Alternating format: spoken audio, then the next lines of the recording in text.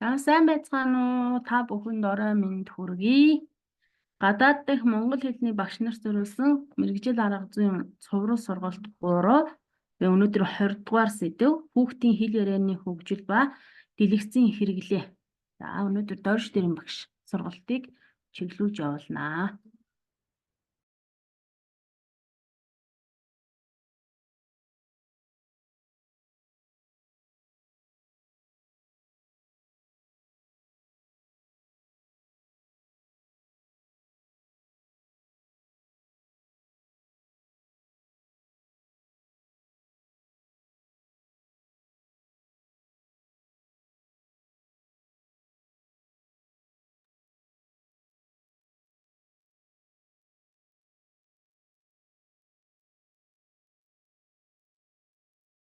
За сайн байцгаана уу? Миний яриа сонсогдож байгаа болоо? Сонсогдож байна. За.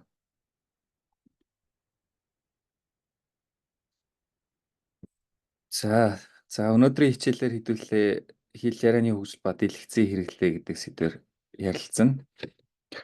За хичээлийн агуулгын хувьд дэлгэцийн хэрэглээ гэж ер нь юу хэлээд байгаа юм? За бидний яг энэ өнөөгийн амьдралд тулгамдж байгаа юм технологи гэдэг чи эерэг байд юм уу, сөрөг байд юм уу, муу юм уу, сайн юм уу гэдгийг талаар нэг товчхон ярилцсан. За энэ тэгээд эрүүл мэндийн асуудал яаж үүсэхтэй талаар товч ярилцсан. За энэний араас дэлгэцийн хэрэглээ маань яг хүүхдийн хэл ярианы хөгжилд юу яаж нөлөөлдөг гэдэг талаар ярилцсан. За үүний дараа дэлгэцийн зохистой хэрэглээг дээр хүүхдийн хэл ярианы хөгжилд яаж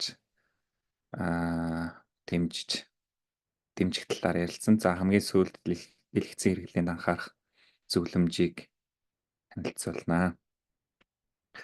За тэгэхээр дэлгэцийн хэрэглээ гэхлээр бүгдээрээ бид нар мэдж байгаа өнөөдрийн ер нь бол айлч улсад тийм ээ айлч нийгэмд тохиолдож байгаа ялангуяа эцэг эхчүүдийн одоо санаа зовнсон асуудлуудын нэг тийм ээ хүүхдүүд нь ямар нэг байдлаар одоо юу гэдэг нь дэлгэцийн хамааралтай болчлоо. Дэлгэцийн хамаарлаас нь яаж салах вэ? Яаж утсаар одоо саатуулахгүйгээр хүүхдээ тайвшруулах вэ гэдэг юм уу? За ийм асуудал бол нэлээд түгээмэл байдаг. За мөн багш нарын хувьд ч гэсэн тийм ээ яг энэ дэлгэцийн хэрэглээтэй холбоотой асуудал дээр нэлээд түгшсэн санаа зовнсон иймэрхүү нөхцөл байдалтай байдаг. За та хэд энэ зургийг хараад ер нь юу гэж бодож байна?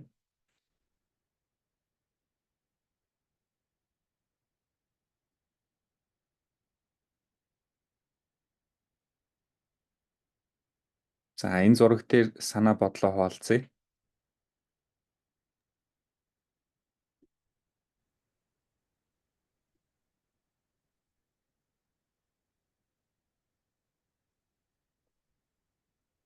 Хүүхдүүд тоглоомны газар байгаа мөртлөө тоглоомоо тоглохгүй бүгдээр утас харцсан байна. Дискрин харцсан гэх юм уу тий. За тоглоомын газар байгаа мөртлөө за дэлгэц харж байна. За өөр юу ажиглагдаж байна? Тэр хүүхдүүд хоорондоо огт харилцахгүй тусдаа дэлгэц хараа тавьж байна. За хоорондоо харилцахгүй байна. За зүйтэй. За өөр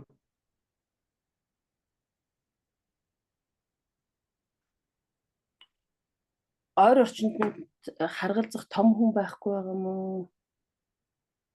Хамаагүй юм болов? За та хэд маань бүгдээрээ хүүхдүүдтэй ажилдаг. За ийм нөхцөл байдал ер нь хэр үүсдэг вэ? За эцэг эхчүүд нь та нараас хүүхдийн дэлгэцийн хэрэглээг ер нь яаж багасгамаар байна гэдэг талаар ер нь зөвлөмж авдаг уу? За яг бол эцэг эхчүүд бол яг тэгж тэр талаас авдаг нөгөө Монгол сургууль маань 7 хоногийн нэг өдөрт хичээлдэг болохоор ангид бол хүүхдүүд бол утсаа авчирчаад хичээлээ хийхгүйгээр анхаарлаа утсандаа төвлөрүүлэх гэдэг. Тэгэхээр бид нар ангидаа нэг утасны нэг жижигхэн дүрмтэй хичээл орж байгаа үед бол утас хураахтай мөн эсвэл бүр цүнхэн далд хийцэн байна. Хэрвээ та үнэхээр хэрэглэхтэй байвал завсарлагаанаар яг хэрэгжилж олно гэсэн тийм дүрм гардаг. Яг тэрнээс биш яг нэгдгээс 5 өдрийн хичээлийн донд бол яг сайн яадгийг бол мэдэхгүй байна. За мэдэхгүй юм байна. За өөр ер нь иймэрхүү туршлага ярих юм байна уу?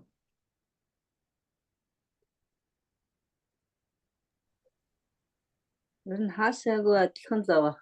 Одоо Монгол зарим сургуулиуд чинь нэг утасны тавиуртай болоод хүүхд болгон тэр сурагчийн санаачлага байл л да. Хөөхөн тавиур хийчихсэн тэгээд ангийнхан хүүхдүүд орж ирээд утасаа яг тэнд тавиад хичээл нь дуусаад аваад гардаг ч юм. Ер нь сүүлийн үед бол нэг энэ тэнд санаачлагууд гараад гар утас ашиглахгүй байх, гар утас ашиглахыг хориглох ийм хөдөлгөөн бас зах зэхээс өрнөд бас үр дүнтэй байгаа гэж яригдаад л байна. Тэрнээс биш утасгүй хүүхд гэж одоо байхгүй болсон шүү дээ. Ухаалаг утасгүй хүүхд гэж байх. За багш нарын зүгээс бол хариулж байна тийм ээ. За та хэд мэдээж бас хүүхдүүдтэй хүүхдүүдийнхаа ер нь утасны хэрэглээнд хэр ер нь хяналт тавьдаг вэ? Ер нь энэ дэлгэцийн хэрэглээ сайн болов муу болов тэр тал дээр юу гэж боддгоо? Би болохоор одоо 2 хүүхдтэй 14 настай, нэг нь болохоор 6 нас, одоо 5 сартай гэх юм уу? 6.5 настай. Тэгээд 14 настай хүүхдтэй яг утас яг анх маа гэж өгсөн нь бол энэ оны 5 сард байсан. Гэхдээ ер нь ажиглаад байхад бас өгөхгүй болохоор нэг авахтаа баг өдөржингөө тэр утсыг байнга барьж яваад явсан газараа үсэх гээд байдаг юм шиг санагдсан. Тэг яг одоохонд бол яг өдөр болгон өгөөгүй байгаа ч гэсэн хүүхдүүдэд бол яг өөрт нь тийм өөрсдөө контролдох юм байдгүй юм билээ. Тэгэхээр бид нар л утсаараа интернетээр ч юм уу зарим ажил бас хийхгүй бол бас тийм амар зүйл санагдаагүй шүү. Ганц утас гэхгүй ер нь компьютер хэрэглээ. Эрэгтэй хүүхд болохоор компьютер геймд тоглох гээд ер нь зөвшөөрөх юм бол өдөржингөө тоглож чадна. Болгондоо идэхгүй. Тэр жахахын автар санагдсан.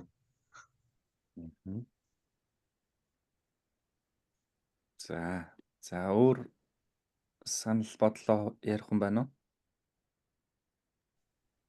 Дэлгэцийн хэрэглээг багасгахын тулд ер нь эцэг эхчүүд одоо гэр бүлийнхэн харгалзаж байгаа хүмүүс нь аль болох идэвхтэй оролцохоор тийм одоо юу гэдэг тийм ажил өөрсдөд нь тохирсон ажил хөдөлмөрт ч юм уу одоо хөдөөд аваад явах ч юм уу эсвэл одоо үндэсний цэцэрлэгт хүрээлэн авч явдаг ч юм уу ямар нэгэн тийм санаачлагыг заавал гаргаж байвал дээр л гэж бодож байна. Тэрнээс хүүхдүүд өөрсдөө бие даагаад одоо санаагаараа заа би утсаа бага орлоо доо дэлгэц бага харъя да гэж чадахгүй. Тэгэхээр энэ бол орчин тойронд нь байгаа том хүмүүсээс бас их шалтгаалдаг учраас манай гэр бүлийн хөвгд бол одоо ач нарыгаа хаасвтын санд эсвэл хичээл тарсан үед нь хичээлгүй үед нь хажууд нь дэрэгдэн том хүн байж тэднийг ямар нэгэн байдлаар сатааруулах хамт тоглодог ч юм уу нэг юм үзүүлдэг ч юм уу эсвэл юм уншиж өгдөг ч юм уу тийм байдлаар ларгалах гэж л оролдож байна. Гэхдээ нэг аюултай амжилттай байгаа гэж хэлэх юм чинь бас дуранд нь яг 100% тавиагүй байгаа л гэсэн үг. Аль болох өөр нэг спортод л оруулах хэрэгтэй юм шиг спорт юм нэг хийдэг нэг дуулантай. Тэгээд завгүй байлгаад байвал бас нэг ус руугаа оролдох нь гайгүй байгаа. Гэхдээ бас нэг утас юм уу компьютерийн тоглоход бидний нэг бас нэг төхөрөг болохоор энийг хэрвээ чи жаахан компьютер гейм ч юм уу ямар нэг юм тогломоор байх юм бол энэ ажиллаад дуусах энэ даалгавраа бүгдийг сайн хийчихвэл яг 30 минут ч юм уу 1 цаг ч юм уу хийх боломжийг нь бол өгчиж заримдаа юм амжуулаад байгаа.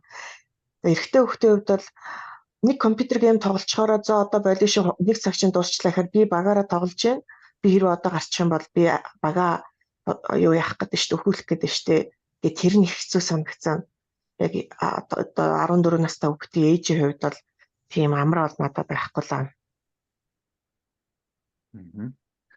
За хамгийн сүүлийн асуулт. За миний хувьд болохоор нэг хүүхдтэй нөгөө нэг одоо цаг өгөөд яг одоо төрөний багш нарын ярьж байгаа цаг өгөөд за тэгээд нэг цаг дээтэл нэг цаг тоглуулад за тэгээд цаг болохоос 5 минутын өмнө 5 минут бол 5 минутын дараа одоо ингээд тоглоом чинь дуслаа шүү гэх тэр тэгээд сурахчвал их зүгээр юм билээ. Тэгээд өдөртөө дээдл нь нэг цаг хичээлтэй үед нэг цаг одоо тоглоулах. За тэгээд хичээлгүй хагас бүтэнсэнд одоо түрүүний урнаа багш хэлдгэр одоо ном уншуулах, тоглоулах, гадуур авч явах. За тэгээд дуртай нөгөө нэг тоглоомуудаар нь тоглоулаад тэгээд 7 хоногт бүтэнсээ хагасанд бол нэг дээдл нь 2 цаг, нэг цагаар гуйгаад тэгээд тогтчих юм бол ер нь боломжтой юм шиг санагдсан шүү тий. За хамгийн сүүлийн асуулт дэлгэцийн хэрэглээ ер нь дандаа сөрөг үр дагавартай болов уу? Сайн тал бас байгаа. Дандаа сөрөг бол байхгүй, сайн тал бол байгаа ш бас сажигддаг. Одоо манай баг хүү бол утсан дээрээ хөөрхөн оригами харж байгаа тийм үү, зураг мураг харж байгаа айгүй хөрхөн зураад юм хийдэг болцсон. Тэр бол би заагаад өгөөг байхад одоо гараараа хийсэн маш их олон юм байгаа. Тэгээд бас энэ тэндээс хэлний хэдэн үгнүүд сураад давуу талууд бол бас маш их харагддаг. Гэхдээ яг нүд нь муу толоо гэж бас би санаа зовоод байдгийг. Би өөр харамаатай болохоор Ямар За. нэг юм ажиглах, олж харах тэр хурд бас сайжирч байгаа юм шиг санагдсан. За тэгэхээр хэдүүлээ өнөөдөр дэлгэцийн хэрэглээ гэхлээр сайн энчээр нь мууг энчээр нь за яг одоо судлаачдын үздэг одоо байр сууриас тий ямар байдлаар илүү ашиглах боломжтой юм гэдэг талаар илүү төвлөрч ярина гэсэн үг. Тэгэхээр аль талыг нь оролцуулаад ярих нэ. За тэгэхээр дэлгэцийн хэрэглээ ярихын өмнө технологиг зайлшгүй ярих шаардлагатай. Яагаад тэгэхээр бид нар бүгдээрээ технологийн 900-д амьдарч байгаа. За тэгэхээр технологиг ярихын тулд зайлшгүй технологийн философиг эсвэл технологийн түүхийг ярих шаардлагатай болдог. Тэгэхээр бид нар бүгдээрээ мэдж байгаа одоо дижитал гэдэг ийм технологи тий дижитал 90 үед амьдарч байгаа бидний үр хүүхдүүд за бидрээс хойшоох үр хүүхдүүд бүгдээрээ дижитал 90 үеийн хүүхдүүд тийм ээ. Тэгэхээр энэ бол бидний одоо амьдралын хэм маяг, за мөн ажиллах хэм маяг, суралцах үйлийг бол тэр чигт нь ерөнхийдөө бол өөрчилж байгаа ийм үзэгдэл явж байгаа тийм. За тэгэхээр энэ технологийн түүх судлаач Мельвин Крейнсберг гэдэг хүн ерөнхийдөө технологийн суурь үндсэн 6 хуулийг бол гаргасан байдаг. За тэгэхээр бидний хичээл тамаатай 2 хуулийг би энэ дээр жишээ болгоод оруулсан. За эхнийх нь болохоор энэ хүн юу гэж хэлсэн байдаг вэ гэхлээр технологи өөрөө сайн ч биш, муу ч Би за явлаа. бүр Тэгээд тэрийг хийсэн дийдчихтэй. за Окей, так.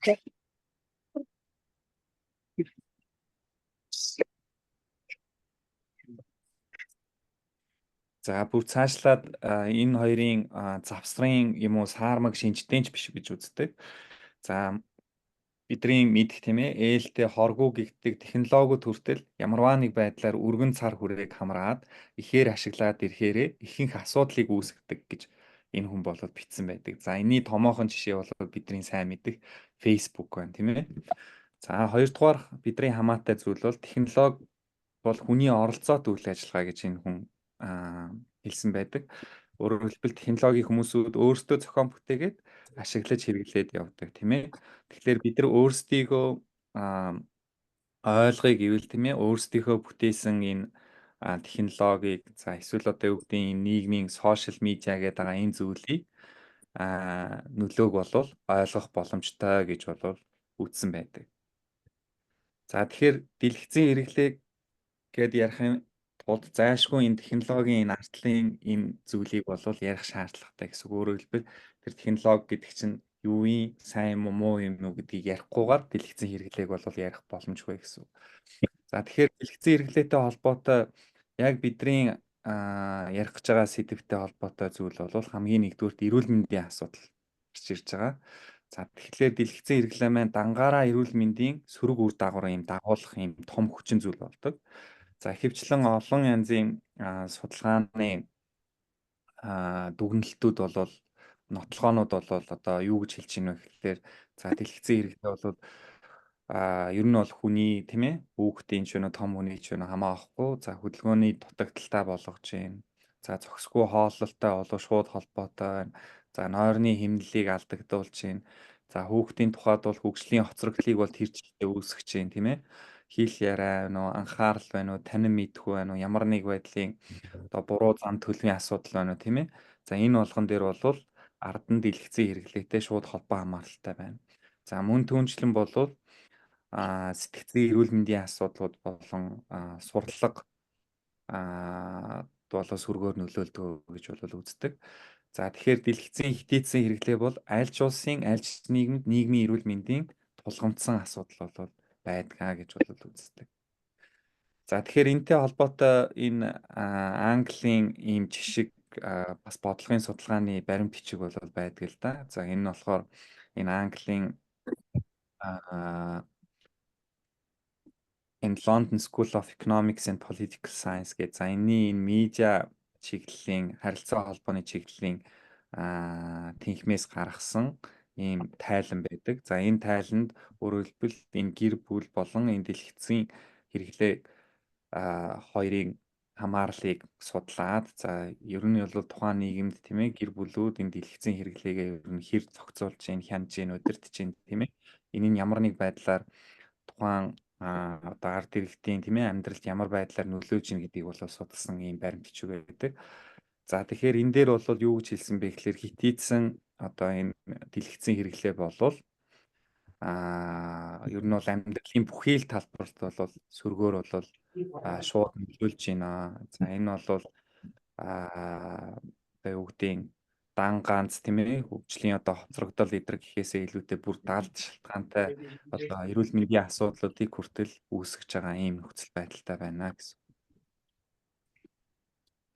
За тэгээд энэтэй холбоотой энэ саяны баримт бичиг дээр бол яг Английн засгийн газар бол одоо юу гэдгийг энэ Английн засгийн газраас илүү юу гаргасан баримт бичиг шүү. Тэгэхээр Английн засгийн газар бол илүү нотлохоон суурилсан бодлого гэдэг зүйлийг бол баримталдаг.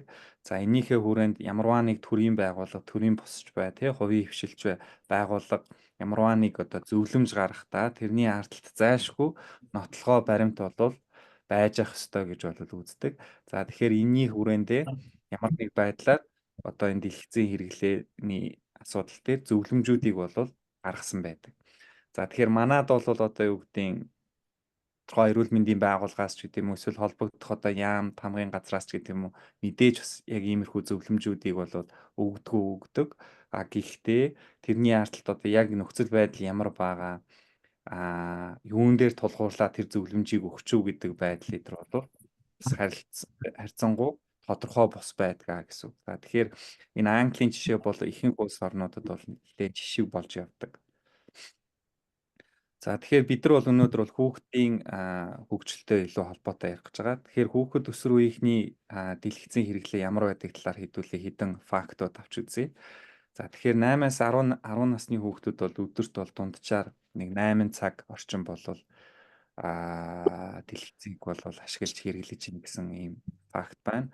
За өсвөр үеийн хүүхдүүд болоод ирэхээр 11 цаг түүнээс дээш дэлгэцийн хэрэглээтэй байна. За хүүхдүүдийн 71% нь гэртээ телевизтэй юм уу интернеттэй байна гэсэн ийм судалгаа байна. За өсвөр үеийнхний 3-1 нь өдөрт дунджаар ер нь утсаараа 100 гаруй ийм мессеж бичдэг. За энэ Facebook байна уу, Instagram байна уу те ямар нэг байдлаар ер нь бол ийм захидлуудыг бол бичдэг байна. За дараа нь дэлгэцийн хэрэглээний цаг бол хичээл, сурлага, гэр орны ажил зарцуулахаас бол хамаагүй илүү байна гэж бол дүгнсэн байдаг. За хамгийн сүүлд эцэг эхчүүдэд дэлгэцийн хэрэглээний хяналт дүрэн байхгүй гэж хүүхэд өсвөр үеийнхний 3-2 нь мэдүүлсэн байна гэж. За энэ бол Америкийн энэ хүүхдийн одоо энэ анагаахын академиас гаргасан бодлогын баримт шиг тусгагдсан ийм фактууд байгаа. Тэгэхээр энэ 13 он учраас мэдээж энээс хойшоо бол одоо баг 11-2 жил болж байна тийм. Тэгэхээр эндээс хойшоо бол энэ фактууд бол фактэд заагдсан хугацаанууд бол тодорхой хэмжээнд бас өссөн дүр зурагтай. За гэхдээ ерөнхийдөө бол нэг ийм баримжаа бол байдаг бахнэ. За тэгэхээр дэлгэцийн хэрэглээ гэж юу хэлээд байгаа гэхээр за ерөөсөө дэлгэц ашиглаж буй хугацааг хэлдэг. Тэгэхээр энэ дотроо ухаалаг утас байна уу тийм ээ? ухаалаг төхөөрөмж байна уу, тэр нь телевиз байна уу, компьютер байна уу, тийм ээ, iPad байна уу, юу байна хамааахгүй ямар нэг байдлаар ямар нэг төхөөрөмж ашиглаж, тийм ээ, дэлгэц үзэж байгаа тэр хугацааг бол хэлж байгаа. За дэлгэцийн хэрэглээ бол идэвхтэй бол идэвхгүй байна.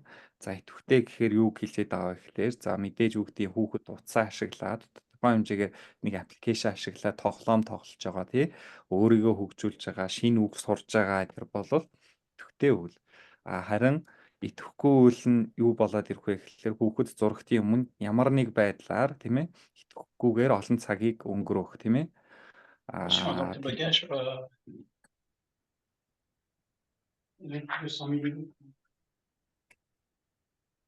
За тэнд ямар нэг хүүхдийн танин мэдхүүн үйл ажиллагааг одоо яг хөгжүүлж байгаа эсвэл одоо тэнд харилцсан идэвхтэй тий одоо тийм харилцаж байгаа одоо контент үзэхгүй байх ч юм уу тий тэр идэвхгүй ийм хэрэглээ бол бас ордог байна. За тэгэхээр хүүхэд бол дэлгэцийн хэрэглээнд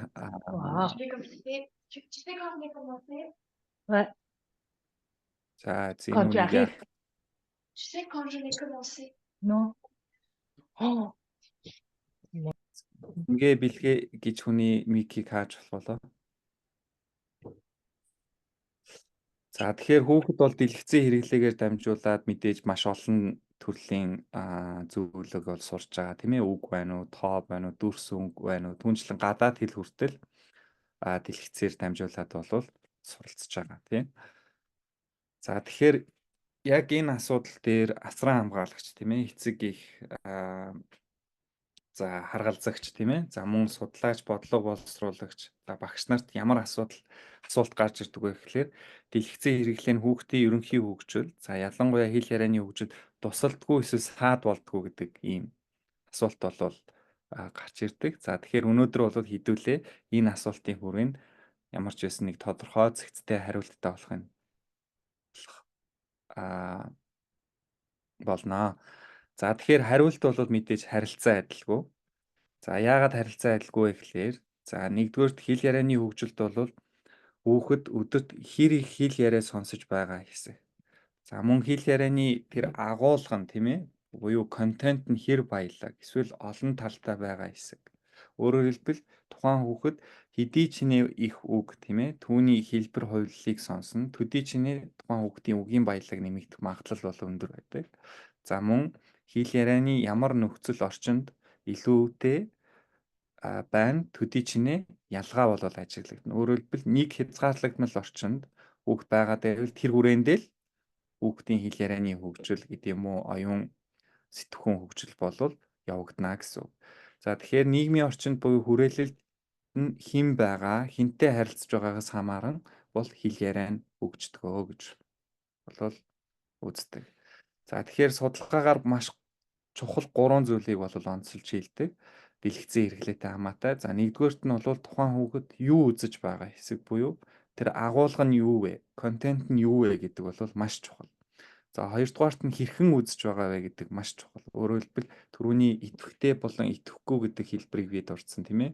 Тэгэхээр хүүхэд тэр одоо юу гэдэг нэг хүүхэлтэй кино үзээд ч гэдэг юм уу эсвэл нэг хөөхөн тийм ээ хөгжүүлэх одоо боловсролын контент үзээд ч юм уу тий тэрийг хараад ямар хариу үйлдэл үзүүлж байгаа тэрнтэй яаж харилцаа үүсгэж байгаа тэр байдал бол маш чухал гэсэн. За мөн хамгийн сүүлд хэрхэн харилцаж байгаа хэсэг нь хүүхдийн суралцах үйлдэл бол чухал үүрэгтэй гэсэн. Тэгэхээр тэр дэлгэцийн хэрэглээнд байгаа тэр агуулга тийм ээ контент хүүхдийг хэр одоо харилцуулахад одоо өдөөж байгаа тэр болвол маш чухал хүчин зүйлээр орж ирдэг гэсэн. За тэгэхээр би саяныхыг дурдаад дүгнэж хэлэх юм бол тухайн хүүхдэд тэр контент нь чухал ахна тухайн ямар орчин нөхцөлд тэрийг үзэж байгаа тийм ээ тэрийг ашиглаж байгаа гэдэг чухал. За мөн хэдий хэмжээнд тэрийг үзэж гин тийм ээ тэнд дэлгэцтэй цагийг өнгөрүүлж гин цагийг зарцуулж гин гэдэг бол маш чухал гэсэн үг. За тэгэхээр энэ гурвын харилцан үйлчлэлийн хүрээнд энийг сайн уу муу юу үр дүнтэй юу, үр дүнгүй юу гэдэг байдлыг бол үнэлж болох нэ гэсэн.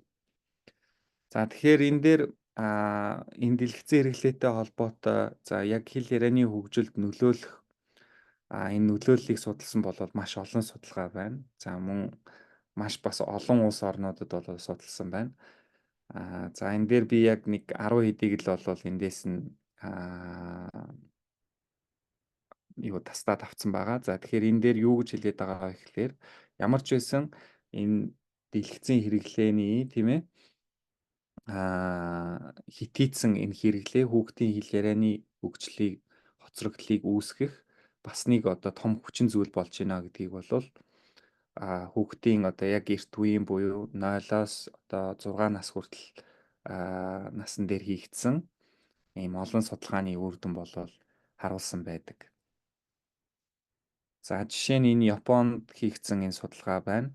Өөрөөр хэлбэл бага насны хүүхдүүдэд тийм ээ телевизийн тэр контент хүүхдийн хэл ярианы хөгжлийн хоцрогдол хоёрын хооронд хамаарал байна уу гэдгийг судалсан ийм судалгаа байна. За энэ бол ажиглалтын судалгаа байна. За дараа нь энэ Индонезид хийгдсэн судалгаа байна. Хүүхэд зурагт үзэх хугацаа хэл ярианы хөгжил хоёр яаж хэрхэн холбогдож байгаа тэрийг бол судалж гаргасан судалгаа байна. За дараа нь тэр Солонгосын жишээ бол байна. Хүүхдийн зурагт үзэж байгаа зурагт үзэж байгаа байдал болон хэл ярианы хоцрогдлыг хоорондын хамаарлыг бас судалсан ийм судалгаа байна. За тэгэхээр энэ судалгаанууд ерөнхийдөө юу гэж хэлж байгаа гэхээр тухайн хүүхэд хэдий ч нэ их дэлгэцийн хэрэглээ өндөр байна. Төдий ч нэ хэл ярианы хөгжил хоцрогдох ийм эрсдэл бол өндөр байна гэдгийг бол олон судалгаа бол харуулсан. За тэгвэл энэ дээр маш том чухал асуулт гарч ирдэг. Өөрөөр хэлбэл дэлгэц болон амьд харилцаанаас сурах одоо хэл яриа сурах хоёрын хооронд ялгаа бий юу? Ялгаа байгаа бол яагаад ялгаатай байна вэ гэдэг энэ асуулт гарч ирдэг. За хэдүүлээ нэг жишээ аваад үзье. Нялх хүүхэд одоо юу гэдгийг төрлөх хэлээ эзэмшихийн тулд хийх ёстой тийм ээ хамгийн ихний алхмуудын нэг бол аваа сурах гэж бид нар анхны хичээл дээр үзсэн тийм. За гэтэл энэ дээр хэд хэдэн судалгаагаар 9 сартай хүүхдүүд хэлний авааг илүүтэй амьд одоо хүн хоорондын харилцаанд илүү сайн суралцдаг болохыг бол тогтоосон байдаг. Өөрөөр хэлбэл тэд нар тийм ээ одоо юу гэдгийг яг дэлгэцийн өмнө тийм ээ аудио юм уу эсвэл видео бичлэг үзүүлээд хүүхдийг ингээд абайнд сургаа дараас нь үг хэлүүлээд суралцчихна гэж бол бодож итэл тэрийг бол судлаад үзсэн чинь тэгж хүүхдүүд суралцдаггүй болохыг судлаачд бол тогтоосон байдаг. Өөрөөр хэлбэл яг хүүхдийн эрт үед бол тухайн хүүхэд хэдий ч нэ одоо амьд харилцаанд байн төдий чинээ бол хэл яриад тэр сурах чадамж нь бол илүү сайн байна гэдгийг бол тогтоосон байдаг. За тэгвэл энэ ялгаа яагаад байна вэ гэдэг ийм асуулт бол гарч ирдэг. За тэгэхээр энэ дээр нэг нэр томьёог бол судлаачд хэлдэг. Энэ нэр томьёо нь юу гэдэг вэ гэхээр видео дефицит буюу судлаачд энийг дэлгэцийн орчноос хүүхдүүд бага суралцдаг гэж бол үзсэн байдаг. Тэгээ энийгээ видео дефицит гэж нэрлэдэг байгаа. За тэгвэл яагаад яг энэ амьд харилцаан дээр илүү одоо хүүхдүүд илүү сайн суралцаад байна? Яагаад амьд харилцаа илүүтэй чухал вэ гэдэг асуулт гарч ирнэ. За тэгэхээр нэгдүгээр шалтгаан бол мэдээж хүүхэд амьд харилцаанд байх тусам тийм ээ дэлгэцтэй харьцуулахад бол мэдээллийг олон талаас хүлээж авах бас оролцсон хариу үйлдэл үзүүлнэ тийм ээ. За хоёрдугаарт тэдний тэр суралцах хүсэл сэтэл нь бол амьд харилцааны үед илүү идэвхждэг гэдгийг бол судлаачд хэлдэг. За гуравдугаарт нь бол нийгмийн харилцааны үгэн бус хэлбэрүүд одоо илүү баялаг байдаг гэж үздэг. Өөрөөр хэлбэл одоо яг хүний сэтгэлийн хөдлөлийг гэдэг юм уу эсвэл одоо ямар нэг биеийн хилэмж тийм ээ дохио зангаа ороод ирэхээр тэрийг бол одоо бас яг нөгөө дэлгэцийн хэрэглэнээс авах тэрүүгээр дамжуулж ойлгох байдал бол бас нэлээд сул тийм ээ. Тэгэхээр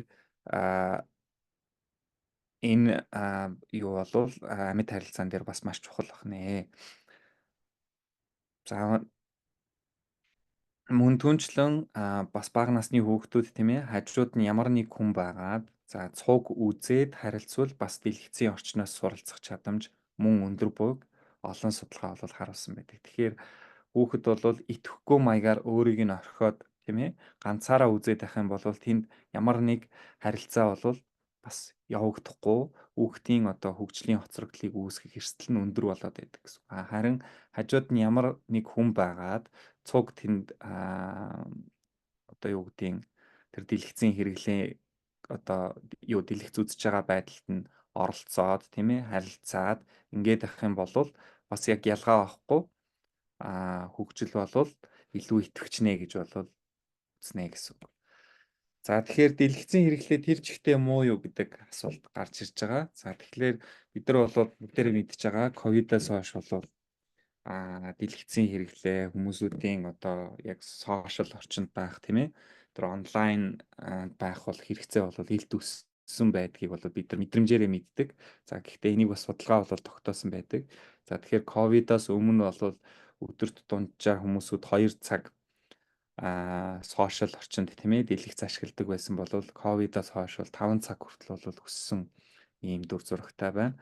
За тэгвэл энэ үзүүлэлт бол 4-өөс 17 насны хүүхдүүд дээр мөн ялгаагүй бол өссөн ийм хандлагатай байна гэсэн. За тэгэхээр дэлгэцийн хэрэглээ бүхэлдээ хүүхдийн хөгжилд хортой юу гэвэл мэдээж бол бүхэлдээ бол тийм чухал хортой биш. Харин хитийдсэн дэлгэцийн хэрэглээ бол угаасаа зохисгүй одоо бүхэлдээ тийм ээ хүүхдийн хөгжил сөрөг үр дагавартай гэж бол туушрах нь бол буруу. Мэдээж бол юу гэдгийг дэлгэцийн хэрэглээ хитийдвэл бол зохисгүй ч гэсэн ерөөсөө тэр чигтээ хэрэггүй гэж үзвэл бол туушрах нь бол буруу тийм ээ. За тэгэхээр би түрүүн өмнөх слайдд дээр ч хэлсэн хүүхдийг хэр их үзэж байгаа, за хэр их дэлгэцийн өмнө байгаа гэдгээс илүүтэй хүүхэд хэрхэн яаж үзэж байгаа дээр анхаарал хандуулах нь бол маш чухал юм а гэдгийг бол судлаачд онцлсан байдаг. Тэгэхээр бид нар хүүхдүүдээ юу гэдгийг маш их цагийг чи үзээд байна, маш их цагийг одоо тэр дэлгэцийн өмнө байгаад байна гэдгээсээ илүүтэй яаж хэрхэн ашиглаад байгаа гэдэг нь бол энэ хоёр хүчин зүйлээс хамаагүй илүү чухал байх нэ гэсэн. За тэгэхээр энэ дээр анхаарах хэд хэдэн хүчин зүйлсүүд байгаа.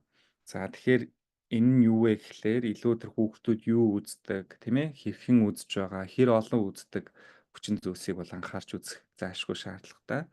За энэ дээр бол хоёр хүчин зүйлс бол заашгүй чухал. За нэгдүгээрт нь бол хүүхдийн нас сэтгхүүд нь тохирсон одоо телевизийн хөгжүүлэх хөтөлбөр эсвэл одоо контентуудыг тодорхой хяналттай үзүүлэх нь тийм ээ хүүхдийн хөгжилд бол тийм ч сөрөг нөлөөтэй биш. Өөрөөр хэлбэл насны хүчин зүйл гэдэг бол маш чухал байна. За энэ дээр олон улсын одоо яг холбогдох байгууллагууд бол маш олон янзын одоо зөвлөмжүүдийг за мөн заавруудыг бол ялангуяа энэ хөгжиж байгаа орнуудад бол өгсөн байдаг. За энэ дээр Дэлхийн эрүүл мэндийн байгууллагын зөвлөмжийг хэдүүлээ сонирхъя. За тэгэхээр Дэлхийн эрүүл мэндийн байгууллагын зөвлөмжөөр бол 1 наснаас доош хүүхдэд бол дэлгэцийн хэрэглээг бол хориглох хэрэгтэй гэж бол зөвлөсөн байдаг. За 2-оос 5 нас хүртэлх хүүхдэд бол 1-ээс илүүгүй цагийг бол байлгах шаардлагатай гэж бол үзсэн байдаг. За харин сургуулийн насны болон өсвөр насны хүүхдэд бол 2 цагийг бол зарцуулах нь илүү тохиромжтой юм а илүү зохистой юм а гэж бол зөвлөсөн байдаг.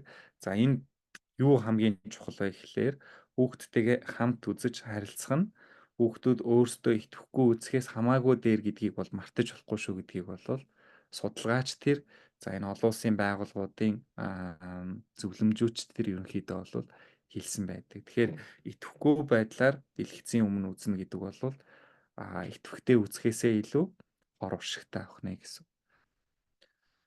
За тэгэхээр энэтэй холбоотой мөн бас нэг маш чухал одоо жишг зааврууд бол байна л да. За жишээ нь энэ бол Канадад гаргасан. За ялангуяа энэ одоо иргэдийнхэн те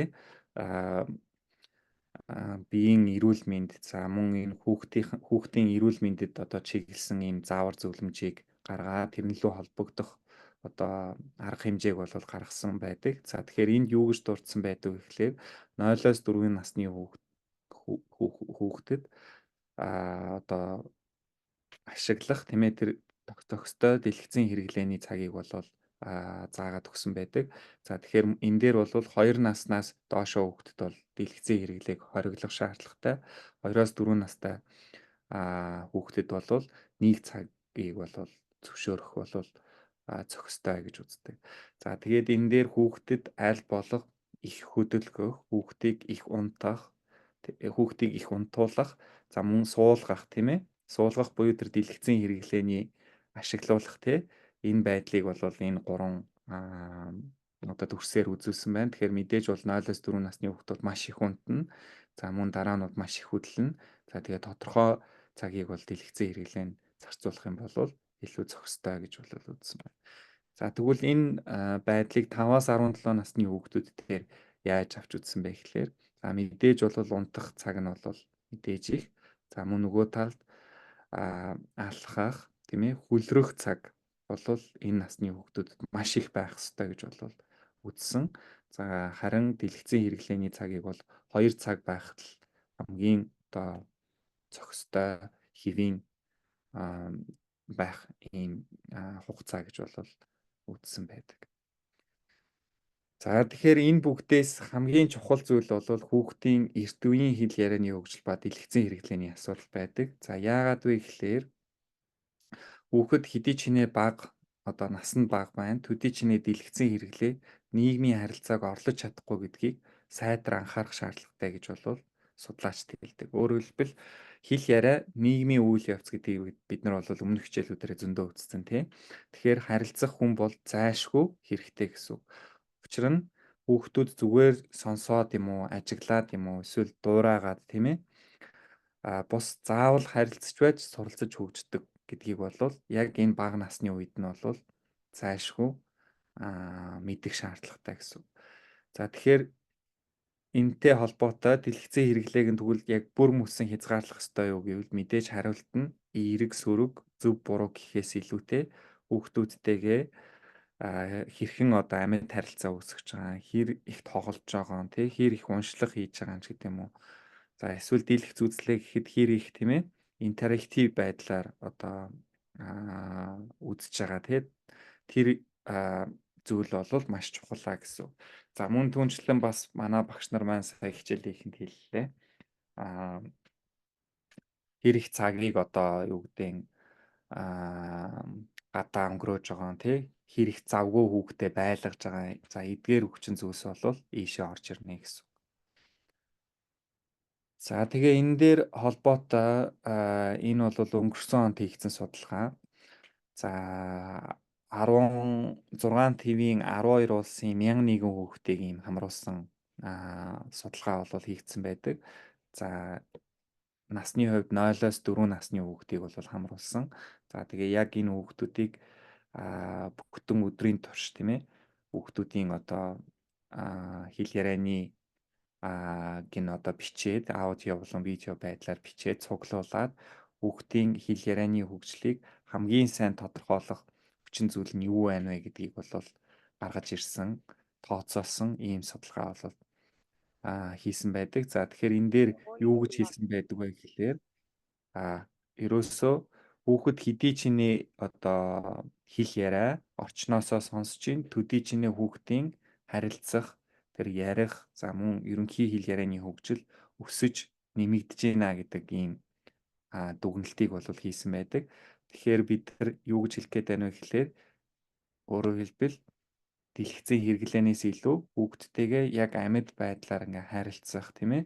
За эсвэл одоо хүүхдийн орчин тойронд одоо юу гэдэг өөрийнх нь үеийн хүүхэд за эсвэл одоо юу гэдэг ах эгч нар тий хэдий чинээ тэгж одоо ямар олон янзын нөхцөл байдалд одоо хүүхдтэй харилцсан төдий чинээ хүүхдэд бол ялангуяа хэл ярианы хөгжилт нь эерэг нөлөөтэй байдгаа гэж ойлгож болох нэ гэсэн үг. За тэгэхээр энийг дагаад бол зөвлөмжүүд бол гарч байгаа. За энэ зөвлөмж дээр бол би түрүү хэлсэн тийм ээ.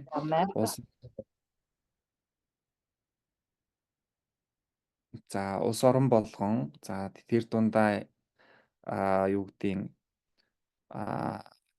ямар нэг байдлаар нотлохоон суурилсан зөвлөмжийг бол өгдөгөө гэх тий.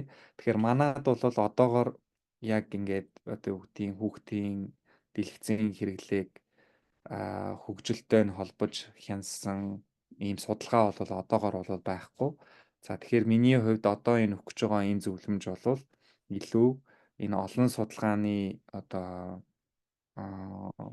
нотлохоон дээр үндэслэсэн за хамгийн одоо байж болохоос манай нийгэмд тохирохуц ийм зөвлөмжөө гэдгийг бас ойлгоорой.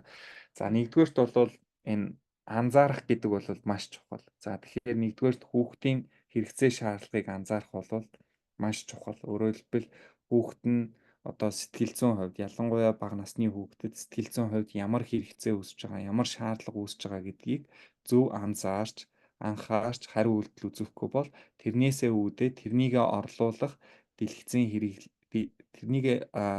хэрэглээгээр одоо орлуулах ийм асуудлууд их гардаг.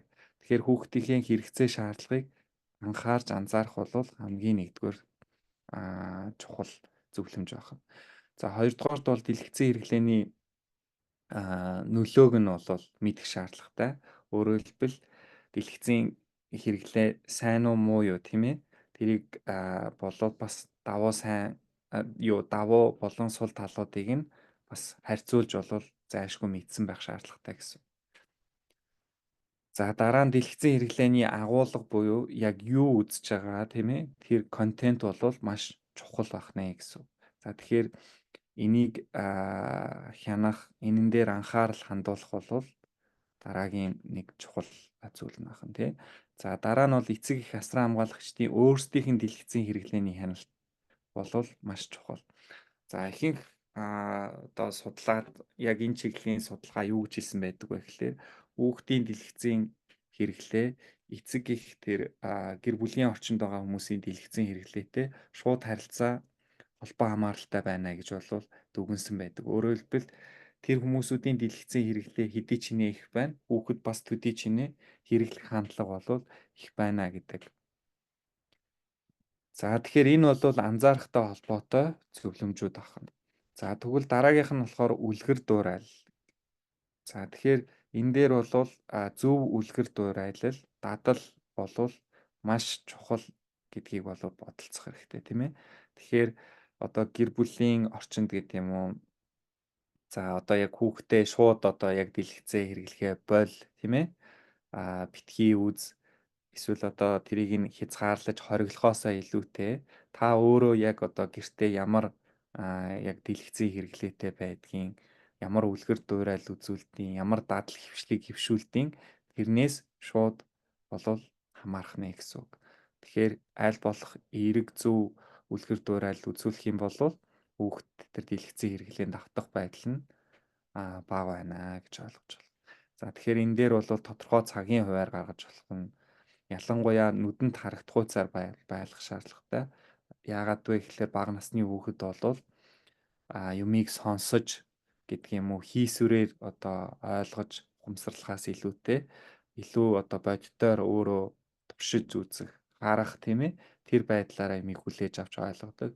Тэгэхээр үүнд нь чиглэсэн байдлаар хуваар гаргаад эсвэл одоо юу гэдгийг энэ тэнд одоо харагдах хуцаар тий одоо үзүүлэн наахч гэдэг юм уу тийм байдлаар бол хүүхдтэй одоо зөв дадлыг бол хөвшүүлэх боломжтой байна гэсэн. За мэдээж энэ нь юун дээр гарч ирэх боломжтой гэхлээр жишээ нь юу гэдэг хоолны цагаарч гэдэг юм уу унтлахын үед дэлгэцийн хэрэглээг хязгаарлалнаач гэдэг юм уу тий ямарваа нэг байдлаар дүрм зохиогоо тэр дүрмээ хананд одоо хевлэж наахч гэдэг юм уу тий ийм байдлаар удирдах юм бол илүү үр дүнтэй гэж. За хамгийн сүүлд бол нийгмийн харилцаа гэж байгаа. За тэгэхээр энэ дээр бол хүүхдийн хөгжлийг дэмжсэн олон талт үйл ажиллагаагаар бол дэмжих. Ялангуяа сонирхолд нь нийцүүлэн олон талт үйл ажиллагаагаар дэмжих юм бол илүү үр дүнтэй гэж. Тэгэхээр дэлгэцийн хэрэглээ бол бидний нөгөө одоо амьд харилцаа, нийгмийн харилцааг одоо хумж байгаа тийм ээ. ийм үзэгдэл учраас аль болох энэний эсрэг нийгэмшүүлэх, нийгмийн харилцаанд илүү төлхөө оруулах, хүмүүсүүдтэй холбоо харилцаатай байлгах энэ тал дээр нь илүү анхаарах юм бол үүнээс урьдчилан сэргийлэх тийм ээ. За мөн эрсдэл сөрөг үр дагавруудаас бол сэргийлэх бүрэн боломжтой гэж бол үздэгэ. За ингээ өнөөдрийн миний ярих зүйл маань дуслаа. Анхаарал тавьсанд баярлалаа. Тэгэхээр